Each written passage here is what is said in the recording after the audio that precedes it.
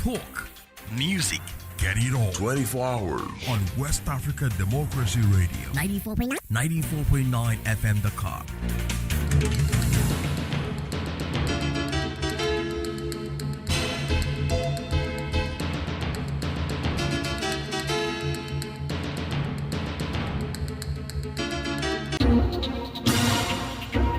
WADR,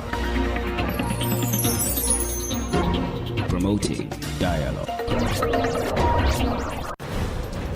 It's midday in Dakar, 1 p.m. in Lagos. Good afternoon and welcome to Newslink on West Africa Democracy Radio 94.9 FM and worldwide at wadr.org. First, the headlines. Senegalese opposition denounces Ousmane Sonko's reinstatement as Member of Parliament, files complaint with Constitutional Council. Beninese President Wadr arrives in Niamey to renew bilateral ties with Niger. Civil society in the Gambia demands a swift investigation into alleged abuse of office by retired Army Chief Cham. The resignation is not enough. This is also a stepping stone for a thorough investigation to be conducted into the alleged malpractice. Ghana's President Mahama criticizes South Africa's handling of xenophobic attacks, calls for action on root causes. At a point, we had nearly 200 of our citizens in our embassy. I mean, it didn't look like the South African authorities were doing anything to try to quell what was happening. Please stay tuned for the details of these stories and more. On the news, this is Veronique Njoy. Thank you for joining our broadcast. We begin in Senegal, where political tensions continue to deepen as opposition lawmakers challenge the reinstatement of PASTEF leader Ousmane Sonko as Member of Parliament. They are also denouncing his subsequent election as President of the National Assembly. The opposition has formally petitioned the Constitutional Council, arguing that Sonko's return to Parliament violates the Constitution and undermines the principle of separation of powers. Francis Boniface has the details. In a statement, opposition parliamentarians said they have referred the matter to the Constitutional Council, seeking the annulment of the National Assembly's May 24 decision to restore Sonko's parliamentary mandate. The lawmakers argued that Sonko forfeited his seat when he chose to remain Prime Minister after being elected to Parliament in 2024.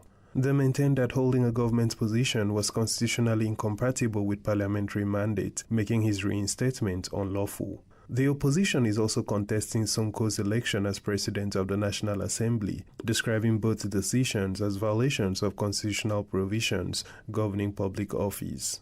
The lawmakers further accused senior National Assembly officials of refusing to provide documents relating to Sonko's reinstatement and election despite formal requests. The challenge comes a week after President Bassirou Diomaye Faye dismissed Sonko as Prime Minister, a move that fueled speculation about tensions between the two long-time political allies. The Constitutional Council is now expected to determine whether Sonko's return to Parliament and election as Speaker complies with Senegal's constitution. That was Francis Boniface with that report. Meanwhile, Senegal now has a new government comprising 30 ministers.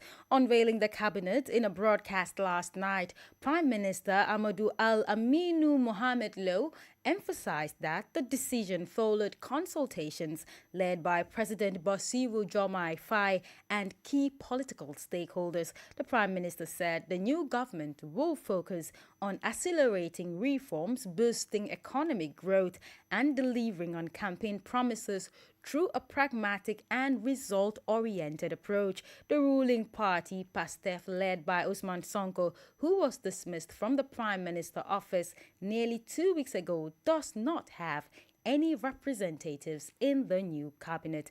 Abdoulaye Hassan has the rest of the details. The list of Senegal's new government was made public Monday evening and comes just 12 days after the dismissal of Ousmane Sonko from the post of Prime Minister, who has since taken up the role of Speaker of Parliament. The 30-member cabinet does not include any representatives from PASTEF, the party led by Ousmane Sonko and which holds a majority in the National Assembly. The development follows reported disagreements between Sonko and President Bassirou Diomaye Faye after lengthy consultations on Monday. Following the announcement, Prime Minister Amadou Al-Aminou Mohamed Lo sought to reassure the public that the new cabinet will remain aligned with the government's policy framework. Nous voici aujourd'hui à la formation d'un nouveau gouvernement. Today we are witnessing the formation of a new government, following the customary consultations with all relevant stakeholders, including the president of the PASTEF party. The head of state remains firmly committed, on the one hand, to upholding the spirit of the Jomai President's project, and on the other hand, to the spirit and the letter of Senegal Vision 2050. He emphasizes the urgent need to deliver with pragmatism, clarity, and wisdom on the promises of a sovereign, just, and prosperous Senegal rooted in strong values. Les promesses d'un Sénégal souverain, juste et prospère, ancré dans des valeurs fortes. Attention now turns to how the executive will work with the legislature, now led by former Prime Minister Ousmane Sonko. The National Assembly is expected to review several key bills aimed at supporting government policy at a time when Senegal continues to face economic pressures. We apologize for the abrupt end of that report. And it was voiced by Abdoulaye Hassan. Now, away from Senegal, Beninese President Romuald Wadani is currently in Niamey holding talks with Nigerian authorities. The visit comes against the backdrop of strained relations between the two neighbor countries following the July 2023 political crisis in Niger, which led to the closure of their shared borders. Just days after taking office, President Wadani is making regional diplomacy a priority. Following a visit to Nigeria on Monday, he is in Niamey with a pledge to rebuild trust and restore cooperation between Benin and Niger. Christopher Aticha tells us more. In Niamey, anticipation is high. From neighborhoods to bustling markets, the visit dominates conversation. This is because since the July 2023 coup, Niger has kept its border with Benin closed on security grounds, even as Benin reopened its side. Now, the arrival of President Wadani is fueling renewed hopes for an economic revival. Hamza Tubashe is a concerned citizen. I sincerely hope that during the new Beninese president's visit here to Niger, his discussions with our president, General Chani, will lead to significant outcomes for both our countries. I would like our two heads of state to reach an agreement, for example, on reopening the land border between our countries, because that will be truly beneficial for us. But beyond economic expectations, security concerns remain firmly in focus. The two countries share a long and vulnerable border frequently targeted by armed groups. Abdulkarim Mahamadou and Halimatu Sienye are calling for any reopening to be matched with tighter military coordination and stronger intelligence sharing between both armies. We are really expecting a consensus, an agreement to reopen the border. That is the very best we are hoping for. After that, it will be up to us to take the necessary measures to secure our borders. I would like the two heads of state working hand in hand to announce the reopening of the border between our countries so that our traders can travel back and forth safely. I also hope for greater cooperation between Niger and Benin to strengthen security. All eyes are now on the presidential palace, where General Abdurrahman Chiani hosts his Beninese counterparts. Expectations remain high that the meeting will turn optimism into action, delivering clear assurances on both economic cooperation and cross-border security. A report by WADR's Niamey correspondent Yakuba Habibullah, presented by Christopher Aticho. Meanwhile, President Wadani's regional tour to Nigeria, Niger, and Cote d'Ivoire is being described as a positive diplomatic move. Analysts say it aims to strengthen regional integration and boost economic growth, while also advancing broader continental cooperation. Morgana Sogba, a geopolitical expert, explains the context. It is obvious that as it stands now, Benin is definitely picking a strategic role, not just for Benin, but for the whole regional integration process. Guinea Gulf state and Sahelian state are facing huge security challenge. And visiting these neighboring countries will definitely enhance the methodology in terms of security, which is vital for economic development.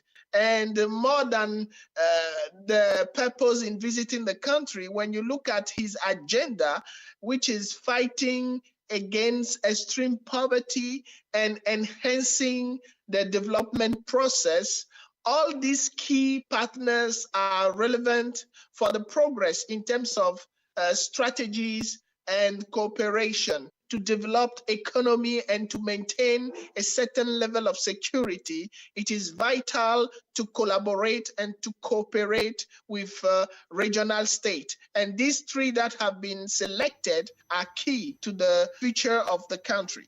That was Morgan Asogba, a geopolitical expert. More stories coming up on West Africa Democracy Radio. Newslink continues. Now to the Gambia, where civil society groups are demanding a thorough and independent investigation into allegations of corruption, misconduct and abuse of office involving former Chief of Defense Staff Mama Cham. The call follows Cham's resignation last week, announced in a statement from the presidency.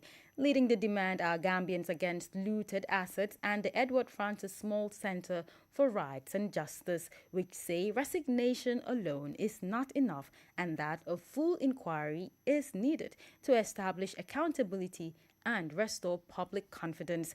WADR Sang Donald Mendy reports. The civil society groups say the allegations currently circulating are grave, touching on the management of the public funds, abuse of office, and violations of public trust. They are calling for a transparent, independent, and impartial investigation, urging authorities to make the findings public and ensure accountability without fear or favor. According to the groups, any failure to thoroughly investigate the allegations could undermine anti-corruption efforts and erode public confidence in the state institutions. The CSOs also expressed concern over the resignation of former Chief of Defense Staff Lieutenant General Mama Cham, whose departure was accepted by President Adama Barrow. They insist that the matter should not end with a resignation. There should be investigation. The resignation is not enough. That is at his level. But the state has a duty to make sure the rule of law prevails. And the CDS is bound by the Constitution and the Gambia Armed Forces Act, and they are what they call TACUS. Meanwhile, some Gambians have also shared their reactions to the unfolding developments. His resignation is a very, very good one, and education to the young ones. It was the right thing for him to resign from his position. This is also a stepping stone for a thorough investigation to be conducted into the alleged malpractice. The groups are further urging President Adama Barrow, the National Security Council, and the Armed Forces Council to establish a comprehensive and independent inquiry. They say the outcome of such an investigation must be made public and implemented regardless of rank or status, stressing that the issue must lead not only to accountability but also to reforms that prevent future abuse of office. For Newslink on West Africa Democracy Radio, I am Sangdana Mendy, reporting from Banjul. Now turning to electoral matters, Liberia's electoral system is under fresh scrutiny as lawmakers, legal experts and political stakeholders debate whether political parties that fail to meet minimum vote thresholds should be barred from future elections. At the center of the discussion is Section 5A of Liberia's new election law, which outlines sanctions for parties and candidates that fail to secure a minimum share of votes in national elections. The debate, which commenced on Monday at the National Assembly, could reshape the country's political landscape, affecting the survival of smaller parties. WADR's Abraham Parker reports from Monrovia.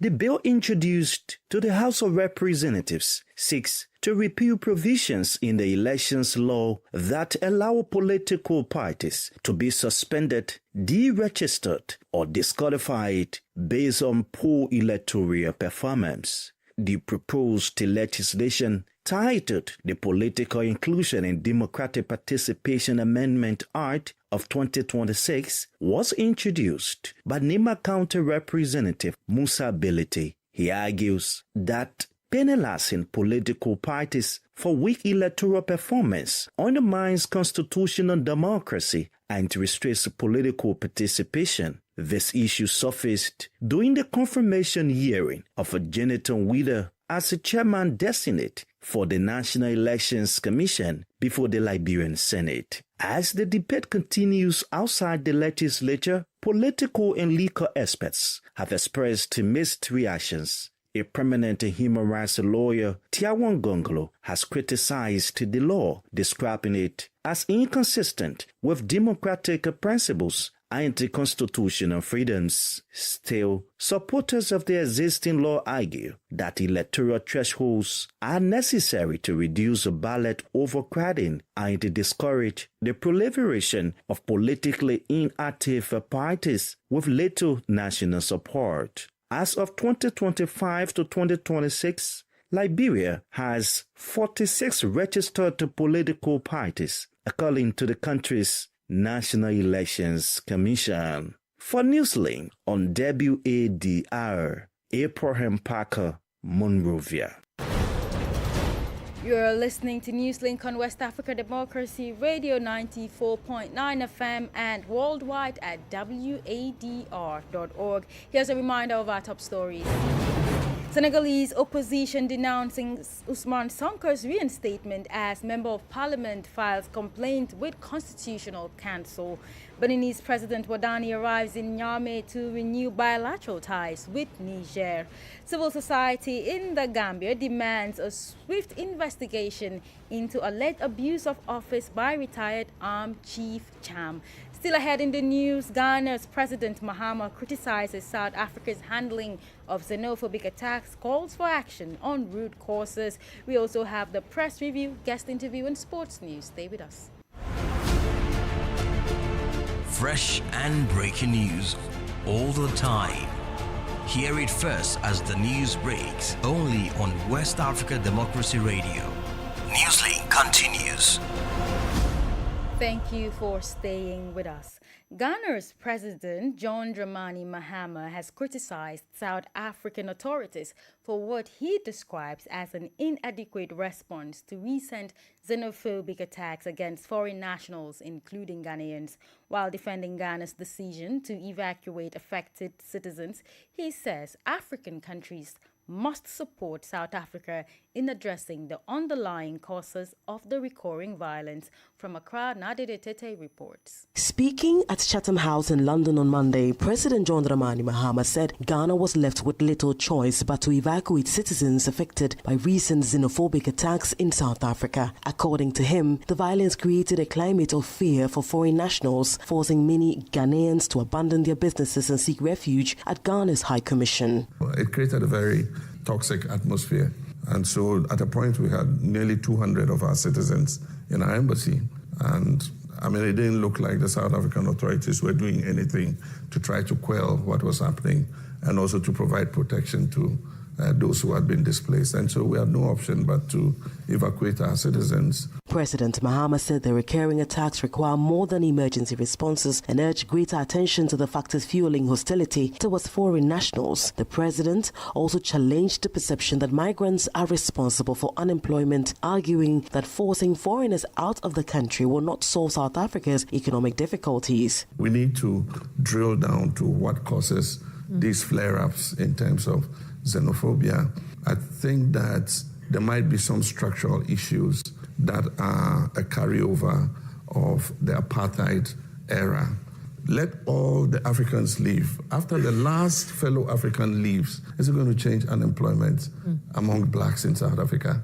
President Mahama said African countries should support South Africa in addressing the root causes of xenophobia while recognizing the skills, investment and expertise migrants contribute to economies across the continent. For WDR, Nadidi Teti, Accra. This is the newspaper review. Stay abreast and find out what the top stories are in your country. This is the newspaper review. The newspaper review. For the press review this afternoon, let's join Abraham Parker in Monrovia. This edition of Press Review features 3 local dailies. We begin with the New Dawn News paper that goes with these stories. 2% rules stirs the political storm as political parties face disqualification for poor performance. That is according to the New Dawn News paper. NASCO village in Krasay and it accused of diverting estate master plan to profit land sales. Well, that story is coming from the New Dawn News paper. Up next is the nation's news since 1989 with these stories. Payroll delays, unpaid stipends, rock National Public Health Institute of Liberia amid Ebola preparedness efforts. While the newspaper is reporting this story, Liberia's iron ore reserves valued at US $1.7 trillion. Former Mines Minister says. And the front page Africa is up next. WIA will be on the ballot. Former Foreign Minister Kimaya dismisses claims that ex-Liberian leader quitted 2029 race. And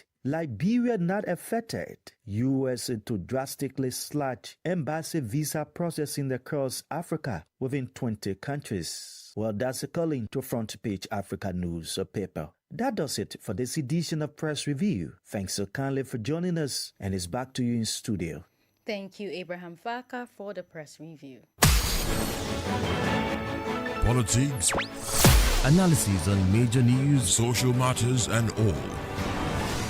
This is A Guest. The guest interview this afternoon focuses on Senegal as Prime Minister Amadou Al-Aminou Mohamed Lo unveils a new government comprising 30 ministers.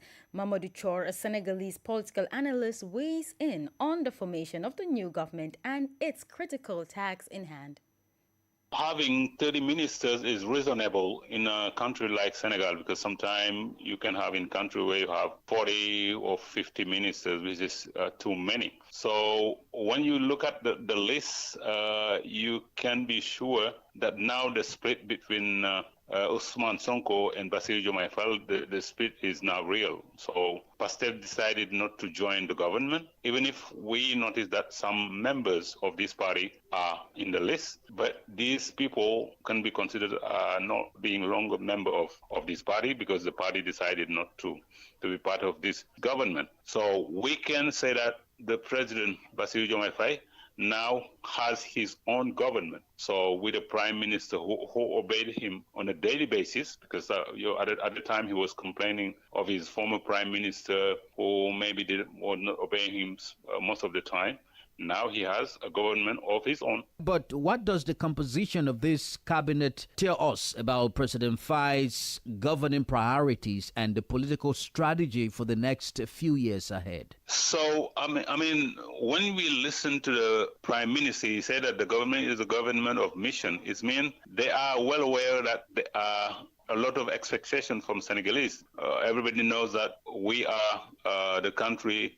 Most Senegalese are having hard times right now because for economic difficulties due to this huge death. And the first challenge of this government is try to see how they can link again with the International Monetary Fund, because it is becoming more and more unbearable for Senegal to keep forward the current situation, economic situation.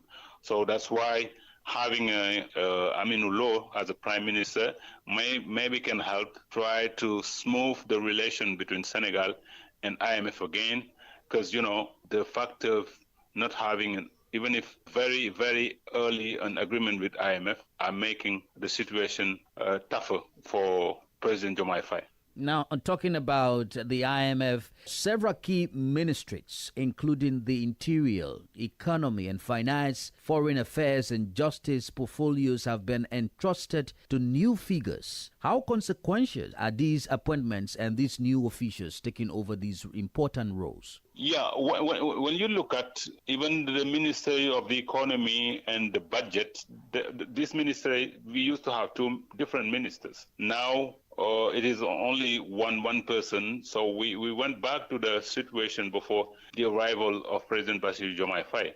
So it's becoming a very strategic ministers, because he will be helped by 2 or 3 deputy ministers in charge of specific, aspect. So this means that Minister of Economy doesn't change. Cheikh Diba is keeping on the helm. But when you see the new figures, as you mentioned, the problem is when you appoint a new minister, it will take a few months, let's say 6, before getting used to the job. And as we know, we are heading for next January to the local election. And as we know, politically, President Diomaye Faye is now in a political fight against his former mentor, Ousmane Sonko. And he want to show him for this local election, where we'll be electing mayors, that politically he's up to this fight against Ousmane Sonko. It means he has to have some good results heading to this local election with his new members of this cabinet. But the time is running, and when you have new figures, even if they are not very pragmatic, it can take a lot of time for them to get used and maybe have results as President Diomaye wants. Mamadou Chor is a Senegalese political analyst.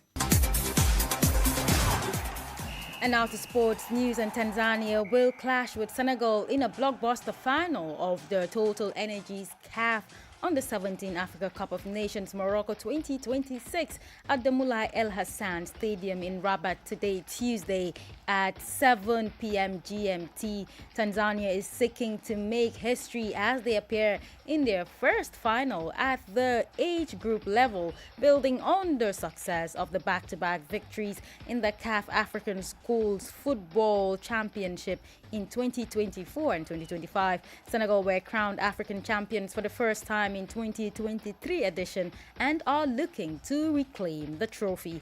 The tournament has been a competition that has showcased the next generation of talents on the African continent and provided rich entertainment for viewers.